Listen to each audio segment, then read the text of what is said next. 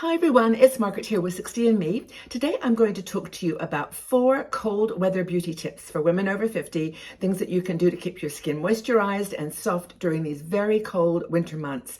Now, no surprise that we've had cold weather.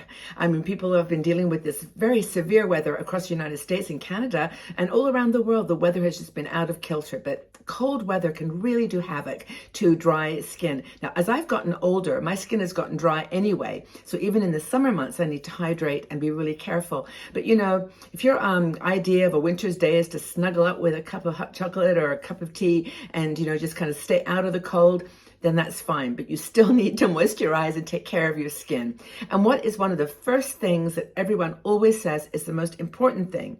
Moisturizing. Just moisturize. Now, I'm not a beauty blogger. I don't have a lot of products to talk to you about. I have nothing to hold up and show. I only know that I moisturize my skin with probably the least expensive cream on the planet. It's Pond's. I've used Pond's for like 60 years now. I used to steal my mom's when I was a little girl. And I just love Pond's. I like Nivea and I like those, very simple drugstore brands. I mean, there are some lovely products around. And I'm not saying that if you've chosen to spend $50, $60 on a tub of moisturizing liquid and fluid, that, that's your decision, of course. But for me, I use the least expensive, but I use it all the time. I mean, this is going to sound ridiculous, but when I get up in the middle of the night, if I need to, go to the bathroom, I actually look in the mirror and I say, opportunity. And I grab my jar of, I have a couple of other, like Nivea's and other ones. I just grab it and put a scoop on my hand and I moisturize my face like 2 o'clock in the morning, 3 o'clock in the morning.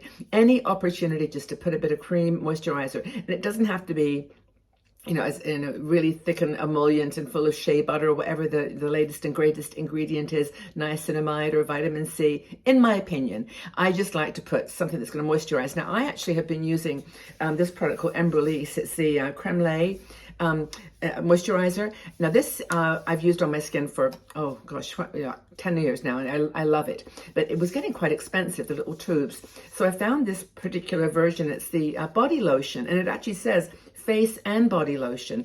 It's huge, and it was like just half the price, twice the price of a something tiny little tube of moisturizer. So that's a good option for you. It's called Embryolisse Les Crème Fluide. And I'll put the link for anything I'm talking about here in below. But as I said, I have no relationship with the company. I just love that product, and it's very affordable if you buy it in the liquid form. But it doesn't matter. Just moisturize your face. Hydration is such an important part of your skincare regime. So, are you moisturizing your skin regularly? Tell me your tips and tricks, and tell us some of the products that you use. I mean, there are some that for very dry, very dry skin. I use this one called Altruist. And I think it's a British brand. Wayne Goss, who's one of my favorite makeup artists, recommended it.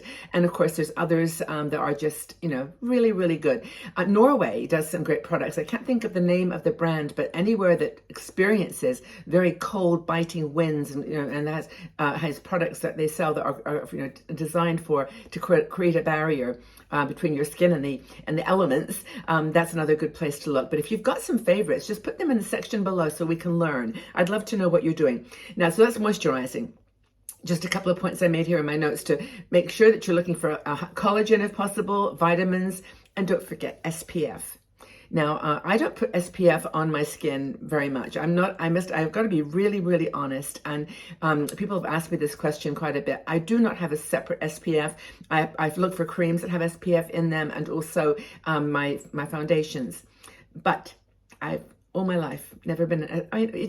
Look, you're 60 some plus women. You know that SPF wasn't a big thing, 30 years ago.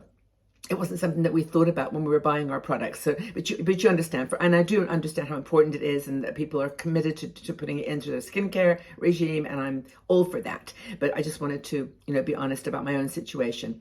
The next thing are hands.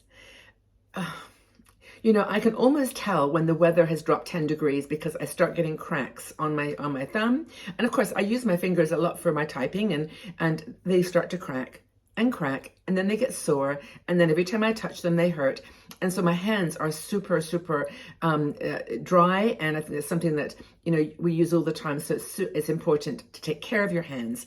Now, consider natural oils. I actually, funnily enough, just got some pomegranate oil, or just got about a year ago, got some pomegranate oil, and I put that on my under eyes and also on my hands. I find it's a very thick cream, very, very hydrating, but you can find so many wonderful products with almond oil and other, there's Weleda, or Weleda. I think it's a Swiss brand. They actually do some amazing products. They have a line called Skin Food. If anybody else tries Skin Food, Skin Food is, well, there's 3 versions of it. There's the Skin Food Body Butter, which is like, it's like an oil slick. It's so thick and moisturizing. You can put that on your hands. Also, they have one called Skin Food, which is in a tube, and it's a little bit lighter, but still quite heavy and thick. And then the Skin Food Light. And I don't know whether anyone has tried that with the Weleda line, but again, I have no relationship with any of these people. I just am sharing with you what I know works for me. So don't forget your hands. And the other thing not to forget is your feet. Honestly, your hands and feet. I mean, I'll talk about them in more detail in a second, but I got some products the other day from a makeup company in Poland. And Poland is, for me, a wonderful source of moisturizing creams because they're so affordable. And I just experiment with them. There's a line called Gracia, Gracia, that I really like too. They have a collagen cream, and and they're all under $8. Very, very affordable. But anyway, I bought a foot lotion.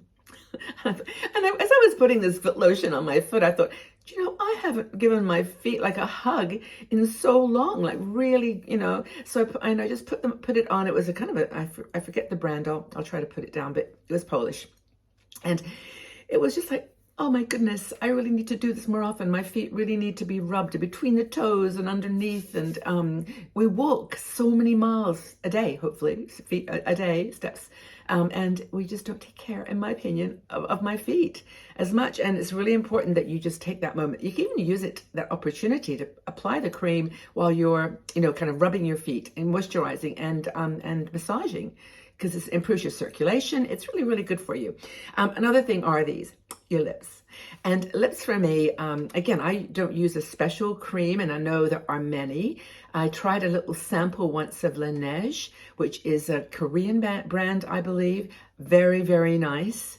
It was a sample, and I did not want to purchase it. It was a bit expensive, but that kind of, there's lip creams, lip oils, even the brands like Essence and Catrice, the drugstore brands are coming out with really good lip products. And I have found, since I've used on my lips, I use my Growing Younger Gracefully serum, which you all know is my my favorite serum. And I put it all over my face, and then I rub a little extra in my lips and under my eyes, and the pomegranate oil too on my lips.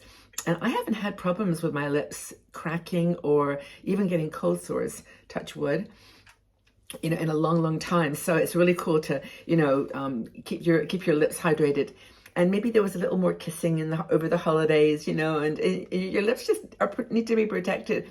I remember when I lived in Canada, my mom, well, I think I mentioned this in my little life story that I did for people, was that my mom would put Vaseline on my lips. And there was nothing wrong with Vaseline, I'll tell you.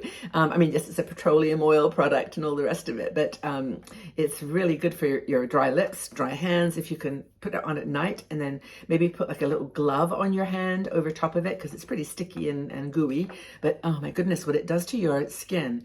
And some people are even doing this thing called slugging. Has anybody heard of slugging? Well, slugging is where you put Vaseline or a very, very thick, like even the Weleda Skin Food, the body butter, over your face, and you just like slather it on, and then you leave it overnight. And apparently it does magical things to your skin. But this is, I'm now talking more about cold weather, and how cold weather can actually, just accentuate or amplify, intensify the attack on your dry skin as you get a bit older.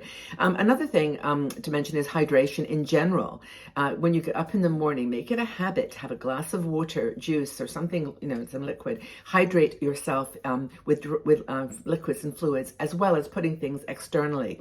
Drink a lot of water, maintain healthy nutrition, because if you're eating foods that are not fiber rich or nutrient dense. You know, you're going to be robbing your body of the minerals and the good materials that it needs to sort of translate all that hydration into a healthy body. So what steps do you take to keep your hair and your hair? I should have mentioned hair, actually. I don't know why I didn't mention that, but hair is another thing to keep hydrated. And I use the Growing Younger Gracefully oil on the tips of my hair because it's a little bit oily for the rest. But yeah, hair is another thing to take care of. So share with us what skincare and hair care products you use during the really, really cold weather. Hopefully by the time you're watching this, things are getting a little bit less crazy, but it's just a strategy for the whole year.